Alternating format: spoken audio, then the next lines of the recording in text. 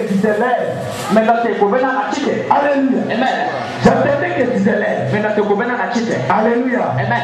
Parce que Dieu vient, le Saint-Esprit vient de me dire que toi, il y a la restauration dans ton cœur. Alléluia. Amen. Il y a la restauration dans le cœur de cette femme. Nous sommes déjà en Canaan. Et nous avons besoin de la main du berger. Alléluia. Notre Dieu s'appelle le bon berger. C'est ici la Bible parle du bon berger. Il y a aussi un mauvais berger qui est là pour terrasser les brebis. Un mauvais berger, il prend les brebis. Le mauvais berger traite les brebis. Il y a ce mauvais berger. Ce sont les sorciers, ce sont les diables, les démons, tous ces gens-là du monde sont des mauvais bergers. Mais toi, tu as un bon berger. Tu as un très bon berger. David se souvenait lorsqu'il était encore dans le pâturage, il paissait ses brebis. Et la Bible dit qu'un jour Dieu l'a ramassé. Dieu l'a pris de la poubelle. Vous savez, souvent les bergers sont des gens qui sont un peu sales. Mais Dieu l'a pris dans la sainteté. Il va monter sur le trône. Comme toi aussi. Chacun de nous ici présent, il sait là où Dieu l'a ramassé. Il sait là où Dieu l'a ramassé. Il y a des gens ici, Dieu les a ramassés à l'hôpital. Tu étais malade, tu n'as pas pu les relever. Dieu t'a pris de l'hôpital. Tu venais d'une famille très catastrophique. Une famille pauvre.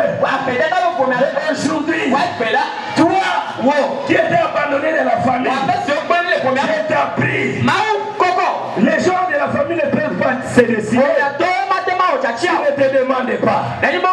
La dernière décision, ton oncle te demande toujours. La dernière décision de ta famille revient à toi. La famille ne peut pas exécuter si elle ne te demande pas.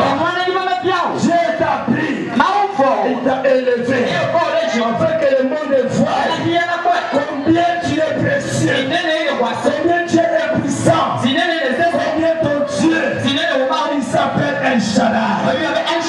Il s'appelle Elohim, le créateur de toutes les choses, du ciel et de la terre. C'est ce Dieu-là qui t'a créé. Il s'appelle le bon berger. Il ne change pas.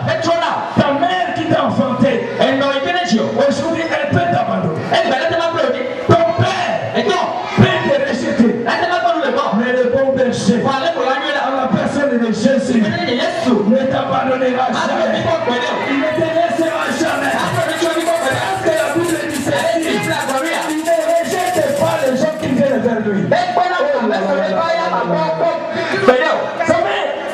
Nous voyons souvent quand une femme est enceinte et qu'elle est dans une situation très pauvre, elle fait tout pour avorter l'enfant.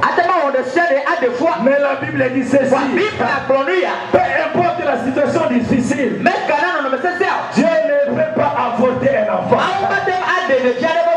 Dieu ne peut pas jeter un enfant. Dieu va te prendre tel que tu es, avec tes caractères. Même si tu es têtu, Dieu va t'accepter. Même si tu es prostitué, Dieu va t'accepter. Même si tu es le plus grand pécheur de l'homme, Dieu va t'accepter.